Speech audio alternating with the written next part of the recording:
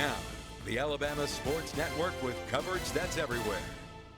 And hello, sports fans. We hope you had a Merry Christmas and you're getting ready for a Happy New Year. For the final time in 2015, it's Mo and Longshore in the midweek. I'm Sports Director Mo Carter along with John Longshore. And John, we're going to jump into it. College football playoff beginning today and that primetime matchup. Alabama, Michigan State. Two teams that are very similar. How do you see this one playing out tonight? Mo, I think you hit the key right there. Very similar. I think Alabama and Michigan State match up a lot, particularly on the offensive and defensive lines. Very physical football teams. They like to run the football. And I think this guy right here, Jake Coker, is going to have a big night because I think Michigan State is going to concentrate on the Heisman Trophy winner right there, Derrick Henry, and make him win the game. They were able to stop Ezekiel Elliott with Ohio State earlier this year. You know they're going to be keying on number 2. I think Jake Coker's got to have a big game tonight. Now, if you want to check out the Cotton Bowl, you can check it out live tonight at 7 p.m. over on ESPN. Of course, it'll be Alabama and Michigan State. The winner will be heading to the college football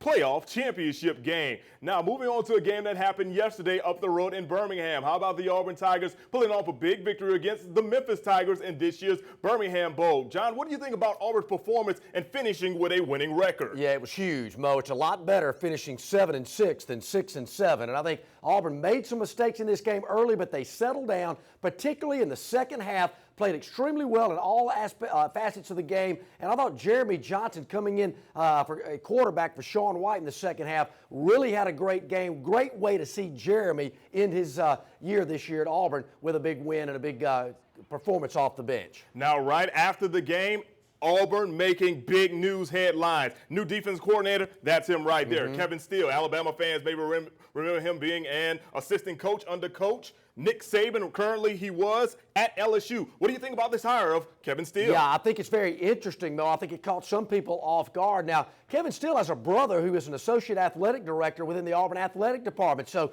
maybe a little familiarity there. But Kevin Steele's certainly been around the league. He's a native of this area, in the River Region area, so he certainly knows a lot about the recruiting of the state of Alabama. You got to wonder, though, why would he leave LSU?